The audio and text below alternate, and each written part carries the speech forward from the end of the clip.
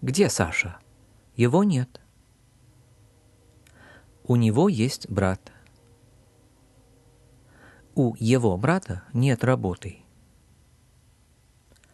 Где ее книга? У нее нет книги. Вот их дом. У них нет детей. We've seen these little words, его, ее, их, pretty often. They're very common, but they can also be confusing. So let's take a careful look at what they mean, how they're used, and why it's so easy to get confused. To really understand what's going on, we should start with just a few terms: personal pronouns and possessive modifiers. First, a quick review. A personal pronoun is a little word that stands in for a person or a thing. For example, we could have a conversation like this. Где Ольга?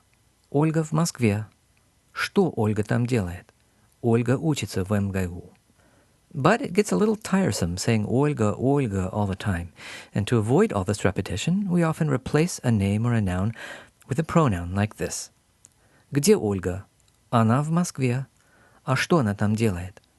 Она учится в МГУ. You've certainly seen these personal pronouns here in the nominative. And the pronouns do change for case, so you may have also seen these genitive and accusative case forms of the pronouns. In a minute, we'll be focusing on those third-person pronouns along the bottom. Его, him or it, ее, her, and ich, them. Now let's contrast those personal pronouns with possessive modifiers. Possessive modifiers correspond to English my, your, his, etc., and they're used to say who something belongs to. For example, вот мой чемодан. Вот твой чемодан. Вот его чемодан. Here are all the possessives together in the nominative singular. And they do change for case, of course, so here they are in the genitive and accusative singular. So for the most part, these do change for case and gender, but you'll notice that these third-person possessives, the words for his, her, and their, never change form. Now let's compare the possessives and some personal pronouns directly, and we're concerned here with the genitive accusative pronouns. For most of these, it's clear which is the personal pronoun and which is the possessive modifier. We don't normally confuse меня, me, with мой, meaning my or mine. We don't usually confuse тебя, you as an object, with твой, meaning your or yours. But what about this third-person row down at the bottom? Well, the genitive accusative personal pronoun, meaning him, is его, and the possessive modifier corresponding to his is also его. They look and they sound exactly the same. And we've got the same story with ich. It can mean them or their. And then ее and her are ambiguous both in Russian and in English. Well, context usually makes it clear which one is meant, the personal pronoun or a possessive modifier. Где Борис? Его нет. Его here is a personal pronoun replacing Борис. And of course we're using the genitive to express absence. Let's look at another example. Это чемодан Бориса? Да, это его чемодан. Now here, this его is a possessive modifier telling us who the suitcase belongs to. So they seem identical, but there is one situation where the forms of the pronouns and the modifiers behave a little bit differently, and that is after a preposition. Why? Because when we use any preposition before a third-person personal pronoun, we add a little prefix, this little n, to the pronoun. That's so important. Let's say it again. The third-person personal pronouns take a prefix n after any preposition. This is true actually no matter what case the pronoun is in, and no matter which preposition you have, though in this tutorial we'll just be looking at the genitive forms. Let's look at an example with the preposition у to state possession. У него есть чемодан. Now literally we're saying by him there is a suitcase, and since him, его, is a personal pronoun and it's following that preposition у, we'll add the n. So he has a suitcase, but what if his brother also has a suitcase? У его брата тоже есть чемодан. Here, we're saying literally, by his brother there's a suitcase.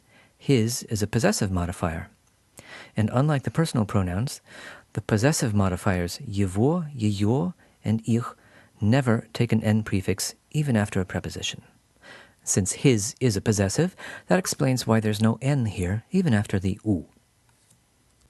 Let's do a similar example, talking about a group this time. У них есть чемодан. Literally, by them, there is a suitcase. Them is a personal pronoun, and personal pronouns, его, ее, их, always take the N after a preposition. So we say у них with the N. But what if their brother also has a suitcase? У их брата тоже есть чемодан. Literally, by their brother, there is a suitcase. Ich, meaning their in this context, is a possessive, so there's no N prefix. And now one last example, maybe the trickiest one for English speakers. У нее есть виза. Literally, by her, there is visa. Her is a personal pronoun, and personal pronouns, его, ее, их, always take the N after a preposition, so we say у нее. And what if her mother also has a visa? У ее матери тоже есть виза. Literally here, by her mother, there is a visa.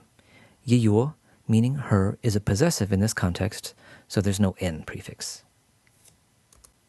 If your native language is English, be extra careful here, because the word her is ambiguous in English too. It can be a personal pronoun or a possessive. In many other languages, though, like German or Spanish, there are different words for the pronouns and the possessives. This is admittedly a kind of complicated business, so as a practical matter, you may just want to memorize a couple of phrases like these.